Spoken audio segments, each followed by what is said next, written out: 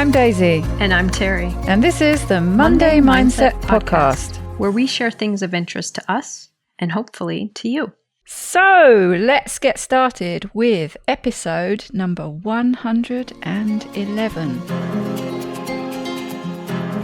And today it is Terri's turn to share something with us. And I'm rather excited. It's been ages since I haven't had to do any preparation for an episode at all whatsoever, and also have no idea what you're going to be sharing with us, so I'm rather excited. So, Terri, what have you got for us today? Well, Daisy, I remember feeling that way last time we recorded because it was the first time in a while that I hadn't prepared and I reveled in it. So congrats to you today.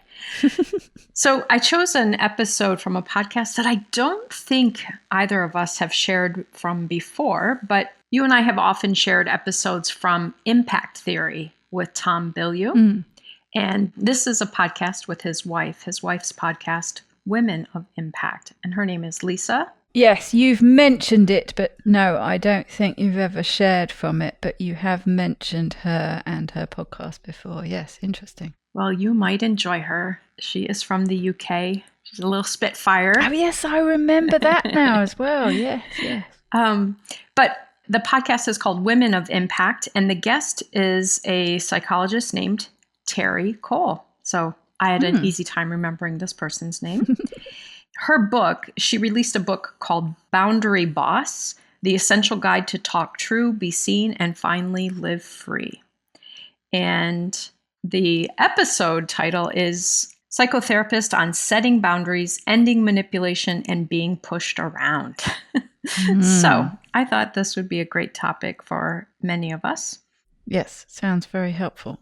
So in talking about boundaries, which is a big topic that a lot of people struggle with and a lot of people have now been writing more and more about, she talked about the idea that most of us have gathered corrupted boundary data because we aren't actually taught boundaries explicitly, but we observe them. We watch how other people treated people, teachers, parents, other people. And therefore, we have gathered this corrupted data. We learn about boundaries that aren't necessarily good examples of boundary setting. Much of their conversation focused on women, but not the whole thing, but there were many references to women in particular, because women are often raised and praised to give, overgive, and to become self-abandoning codependents. And I thought this was a really interesting concept. So in self-abandoning codependence, basically, you choose what is better for someone else and abandon yourself. So being codependent is really trying to be the bridger, the peacemaker, the making sure someone else is okay. But in reality, one of the negatives of codependency is that it is either a covert or overt need for control. It serves that purpose.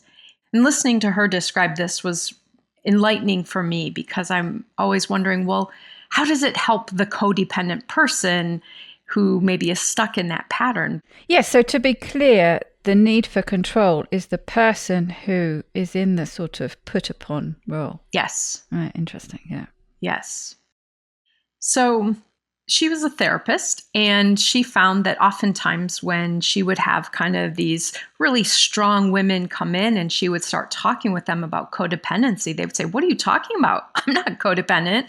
I'm running the show. I'm the boss." And she realized that she needed a different way to describe it. And so she started using the term with them, high-functioning codependent, because they were very high-functioning. They were owners of businesses. They were leaders, but they were doing it all at the expense of themselves. They were making sure everyone else was okay while sacrificing themselves too much. So a high-functioning codependent basically is when you are overly invested in the feeling state, well-being, or the outcomes or situations of others that you care about. And the author, Terri goes through some examples of her sister. When they were younger, her sister was an addict and was in a really abusive, unhealthy relationship. And she would come to Terri and Terri would fix it for her. Well, this is what you're going to do. And it wasn't until a therapist pointed out to her that she was being codependent, which of course she didn't think that she was being. But the therapist asked her this question, and this really changed how she was thinking about it. What makes you know what lessons your sister is meant to learn in this lifetime? Interesting. So, Terri was like, but I've got to fix this for her because she's going to do this instead, or she's going down this path. And the therapist said, but this is her life to learn her lessons. And how are you? It's kind of that challenge of who do you think you are that you know better in life what lessons she's supposed to be learning? Yes, it reflects back to that walking alongside Absolutely. theory, doesn't it, from Brene Brown? And what it really comes down to is what you're doing is fixing her life to maintain your own inner peace. So Terri had gotten things straightened out in her life, and her sister's life was very chaotic. And when she would hear this, that's upsetting to her. So part of her desire to fix it was so that she could maintain that inner peace. And it really took being challenged in this way to recognize the codependency in what she was doing.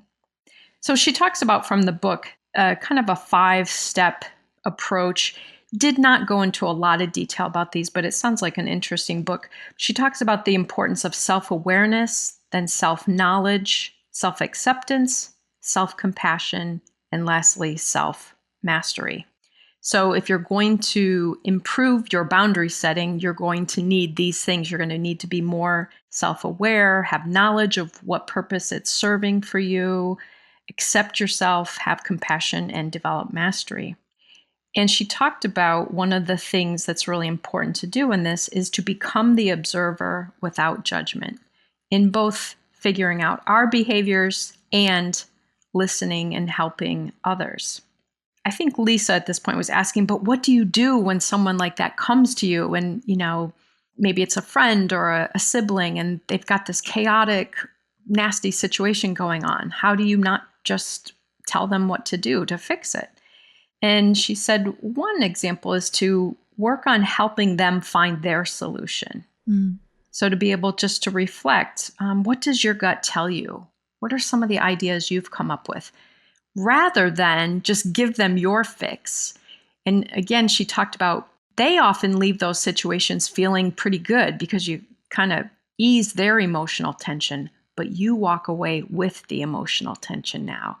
And this is why boundaries are so important, because you give so much of yourself, takes all of this energy out of you. There's a responsibility, I guess. If you've, It's almost like it feels like it would give you some immediate relief. They've come to me, they needed me. Yay, I've given them the solution that's going to at least temporarily solve their problem. That makes me feel good in the moment. But like you say, you then sort of end up carrying it, taking it away, and sort of feeling that you're shouldering the responsibility. Because what if your solution doesn't work out as it was supposed to do? It feels like it's on you. And as we know, oftentimes they don't take the advice. And so then it often leads to resentment. I gave you the solution, you didn't take it. And even resentment that I'm being asked to do this so often. You get to the point where you don't want to talk to that person because it's always over and coming over again. to you. How many times have I got to tell you the same thing? Yep. The other drawback when we don't have boundaries, when we jump in and give too much to people.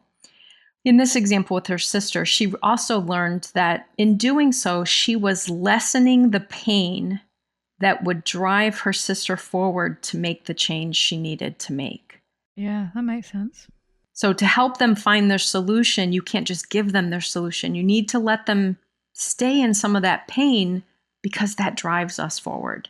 And you and I have talked about that. But we prevent that if we just offer them the Band-Aid, if we offer them those quick fixes. As you said, the responsibility piece, she said, it's good to kind of question, why do you feel obligated to shoulder this for this person? And again, it goes back to, for many of us, this corrupted boundary data and roles. We've learned that to be a good sister, friend, boss, mother, whatever it is, that you should do whatever you can to fix things for people. Doesn't matter at what cost to you. So she calls this looking at your downloaded blueprint. What did you learn about how you need to do things? And she pointed out Lisa Bilyeu is a good example of someone who has had to set a lot of boundaries, in that she decided not to have children and comes from a Greek family where everyone expected her to have children. And she really had to set that boundary and let them know, I'm not going to have children. You need to know this is my decision. This is not something negative for me. This is a choice that I'm making. But of course, she had to look at that downloaded blueprint of, that's what you do as a woman. You will be a mom. You will be a wife. You will raise many children. And she really had to kind of break out of that blueprint. And she talked about then when you set boundaries with people, you often will get some folks who defy your boundaries and called them repeat offenders, that you may have to keep setting that boundary and keep reminding them of your boundary.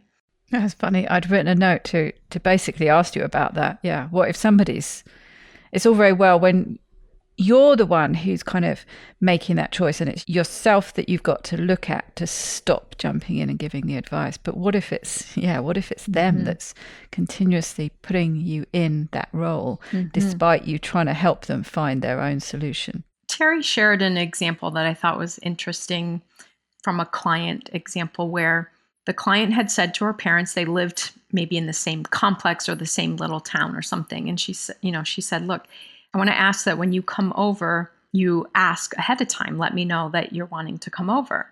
And what would happen, they had a key, and so they would just come in and use their key. Wow. And so she said, if you continue to do this, I'm going to have to change my locks. And they continued to do it.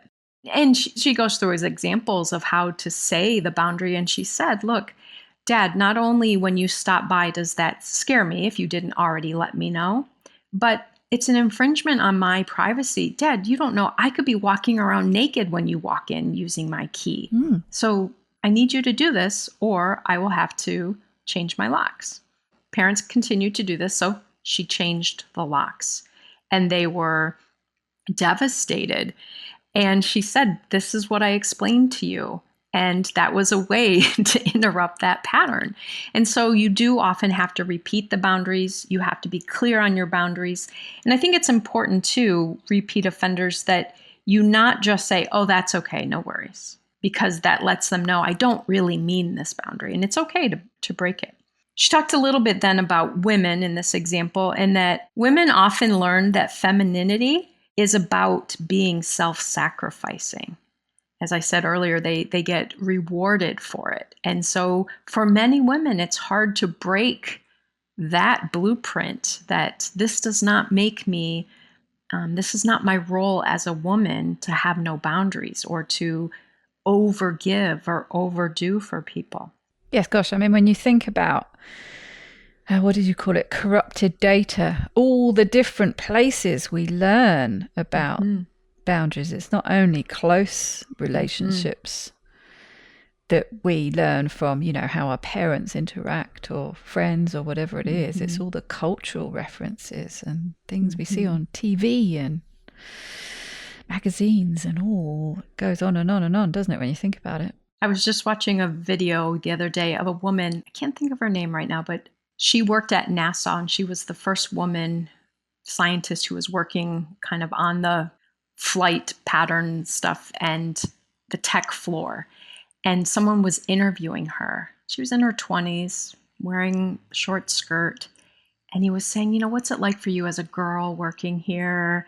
And just watching her mannerisms and thinking that's in 1968, I think it was, that's how she was taught you have to act in these situations.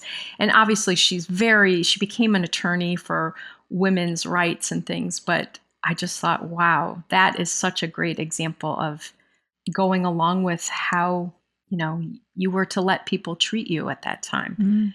So Lisa brings up the question, like, what if you're struggling with boundaries? Because, we have so many difficulties with this. We think we're being mean or we think we're being cruel. And Terri suggested start small. Start with things like when your order at a restaurant comes to you and it's not right, send it back. Rather than saying, oh, that's okay, I'll eat it, no worries, to just say, oh, actually, I ordered this salad and I need that replaced. So starting with those examples that feel less volatile and using those as building that confidence to have your boundaries. And then another piece that she said of a small step for most of us, which actually is a huge step, is to first start with not always giving the automatic yes. That so many of us violate our own boundaries by quickly saying yes, taking on things that we don't want to do. She said, in order to create your boundaries, you need to know really what your rules of engagement are. How are you wanting people to engage with you? And in order to do this, you need to know what your preferences are, your desires, your limits, and your deal breakers. And then you create your boundaries around these things. And the challenge is that most people don't even know their own, especially women who have been taught your main role is to care about others and be the peacemaker and make sure everyone else is okay. Yeah, I was going to say, it's very difficult not to say yes to something or to say no to something if you don't know why you don't want to do it or what you'd rather do instead. And as mentioned earlier, overgiving, overfunctioning, overdoing, self-abandoning is the word she uses for those, only leads to bitterness eventually. So martyrs are not happy people. No. But we often think like, oh, my mom was such a martyr. And she kind of jokes, but no one says, oh my gosh, I can't wait to be a martyr. We learn those patterns, and we learn by not recognizing our own needs to not set up our boundaries. Most of us recognize it. It's interesting what you said about that need for control. Most of us have seen that in action and how it is quite manipulative and controlling. Actually, there's that undercurrent, isn't there? But probably have a harder time seeing it in our own behavior. Yeah, definitely. She also said something that really kind of stood out to me, is that codependency is a way to keep people attached to you. So it's kind of driven by fear that if I have a boundary, if I set a limit, someone may go away, someone may leave me. And that feels too threatening. And so, again, we'll tolerate quite a bit. We'll tolerate not having boundaries and letting everything, doing all of this overdoing and overgiving. And that was one of Brene Brown's, wasn't it? Attachment was the near enemy of love. Lisa shared that she had a quote from the book that she really liked. Giving is love. Overgiving is dysfunctional. And many of us are taught giving at any cost is showing love. They then talk a little bit about self-love. This is always a complicated topic for me, that idea that, you can't really receive love from other people if you don't love yourself. And one of the things she talked about is that if you are last on your list, you set a very low bar in showing others how to interact with you. So that old saying, we teach people how to treat us, is so true. And so if you don't have enough self-love to hold boundaries and advocate for your needs and limits and desires, then you teach people to ignore them as well. I think one of the challenges with boundaries is that we often find that other people don't like our boundaries. They don't like them. We don't just say yes or just do what they want to do. But reframing this a bit, I think, is important. And she talks about the idea that setting good boundaries is actually good for both you and the other person. Because when you do something that you don't want to do, you think that you're being nice. She talked about the idea that you're not actually being nice. You're often just being dishonest. You're not letting that person actually know you. You're covering up you in hopes of staying connected. So it's really a degree of dishonesty. And one of the things she described about this, she talked about in her own friendships. When someone says to you, oh, yeah, I'll do that. Okay. And then at the last minute, they cancel because they didn't really want to do it. that begins to make them unreliable to you. It would be better for them just to be honest and say, actually, I don't want to do that, or I'm not available, or whatever. And she talked about a friend that she was going to Honduras or somewhere. And she said, hey, do you want to go with me? And the friend said, no, actually, I hate the heat and I don't want to go. And she said, I could trust her so much more than some of my other friends because I knew if it was something that she didn't want to do, she would just tell me. I wouldn't get let down later. And I hadn't really thought about that before, but oftentimes we're really just not being completely honest when we accept things and say yes. Yeah, it kind of feels brutal in the moment, but it's the best thing all round. Absolutely. It's a very difficult thing to do, though. I mean, I've got a good example of that. I'm going over to see my mother tomorrow, and we're going to look around a garden. But originally she asked me if I wanted to go to Hampton Court Palace Flower Show, which is a flower show up in London. I actually designed and exhibited a garden there many, many years ago. It is quite a nice garden show, but I'm not very good at events like that. If I decide to go on my own, it's one thing, but I have learnt, and it doesn't really matter who I go with whether it be a relative or a friend or whatever, I don't like going with somebody else because there are crowds, and I'm always anxious because I'm wanting to be looking at the gardens or looking at some products or whatever it is, but you're always having to watch where the other person is because there are crowds, and am I going to lose them? And it's just stressful. So my immediate response, the sort of knee-jerk response, was to sort of say, yeah, sure. But in the back of my mind, I was thinking, how am I going to be able to get out of that later? Because I don't want to do it. So actually instead I said, you know what? I really don't want to, because I will get grumpy. I don't like the crowds. I'm going to have to go all the way up to London. I will just get grumpy. It's happened before. I know it will happen again. So actually explaining, you're not going to enjoy going with me because I'm going to be grumpy, and I know I'm going to be grumpy, and that's not going to be a fun time for you, and it's not going to be a fun time for me. So what's the point? So instead, I looked around for some, gardens that were nearer her that maybe we could go and do that instead. And I found one that actually I can remember seeing lots of pictures of when I was studying garden design, and it's a garden that I'd very much like to go to, and it's half an hour away, so we're going to go and have some lunch and then look around this garden. It's not going to be busy. It's going to be relaxing. We're going to enjoy it. So I not only stood up and said, no, I don't want to do this, but I found something else that would be enjoyable to do. So that was a valuable learning experience for me, because that is my automatic response, especially with my mother, to say, sure. Well, yeah, you feel obliged to do it. Well, like you said, you're actually creating a better scenario for both of you by having that boundary. They talked about the fact that there are kind of two ways that we usually err in setting boundaries. Either we're too rigid, basically it's my way or the highway. And if you're this way, oftentimes you're more likely to cut people out of your life because people can't do your way or the highway all the time. And you have no room for them to wiggle at all. So you often have to disconnect. And then she talked about other people who set their boundaries that are too porous. These tend to be chameleons, peacekeepers, or pushovers. The boundaries are just too loose, so they aren't really boundaries at all. So you need to be somewhere in the middle, by the sounds of it. That's right. That's right. And of course, there are some times where you need to be able to know what your non-negotiables are. And they both talked about Terri is in recovery, and when she was starting to date, people were sending her, date this person, date this person. She said, no, I'm not going to date anyone in recovery. And they're like, well, that's hypocritical of you. And she said, no, that is a deal breaker for me. 2 people in recovery in the relationship, that's too much. And Lisa talked about when she first started dating her husband. She said, look, there are 2 non-negotiables for me.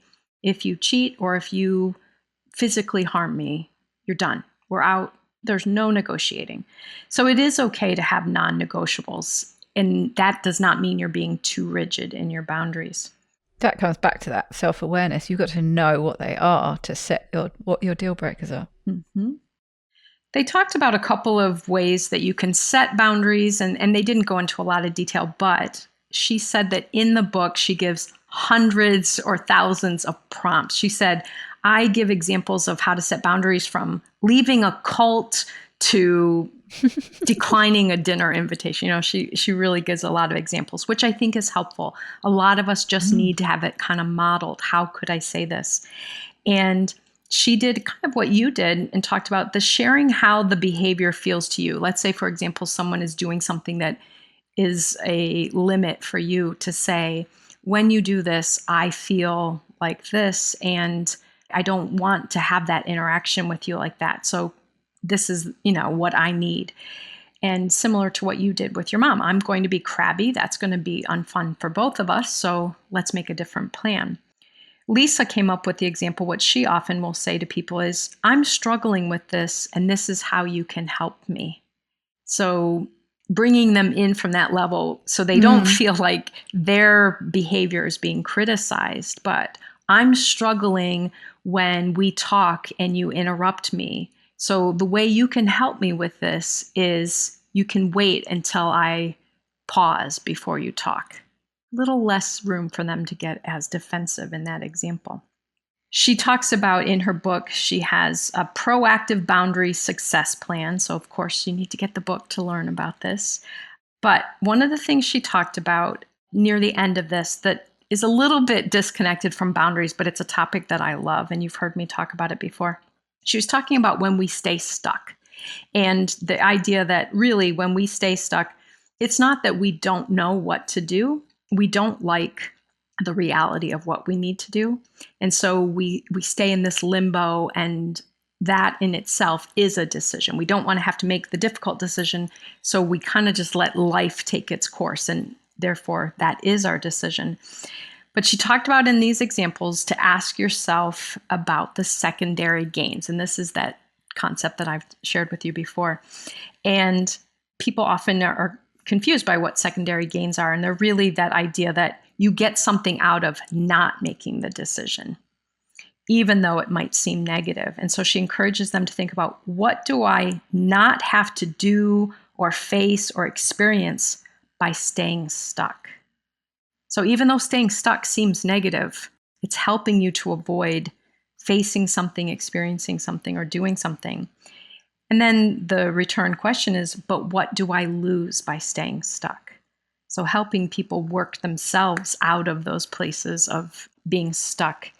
And they talk some about also honoring other people's boundaries as also challenging for many of us, because we think we have the right answer for them, versus just saying, like you said, how can I walk beside this person rather than lead them to their decision?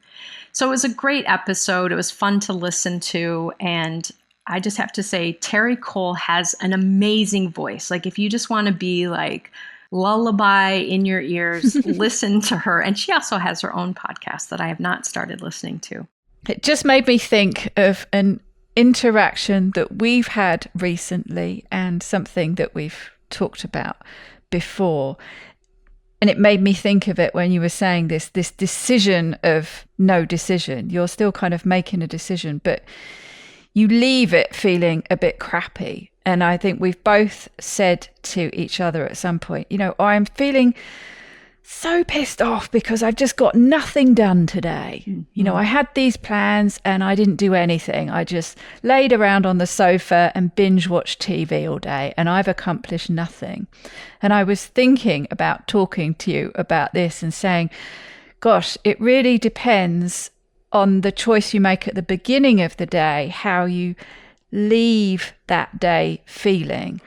Because if you've sort of decided you're going to do something and don't achieve any of it, then you leave it sort of feeling a bit crappy because you haven't been productive. But actually, if you decided, despite the fact that you needed to do something, actually tomorrow I'm going to lay around doing nothing on the sofa and binge watch TV, even if you hadn't been productive, that you kind of need to do, but you'd end the day feeling like you'd achieved what you'd set out to achieve. Absolutely. So it's, sometimes you kind of have to make these decisions that maybe you need to do, so you end the day feeling a bit better about it, because the end result is the same. So you might as well feel and a little bit good about it. Unfortunately, in that moment, it feels like a boundary that I didn't honor in myself. I have this stuff to do. I need to get this done. I will feel better if I get this done. Yeah. And I didn't do it. Yeah. Well, lots to think about there. And that very much sounds like a podcast that I would like to listen to. So I'm going to go and check it out this week. And maybe I'll be bringing an episode to share with you next time. Who knows? Until that time, I hope you and everyone at home has a very wonderful week. You too, Daisy. Take good care, everyone.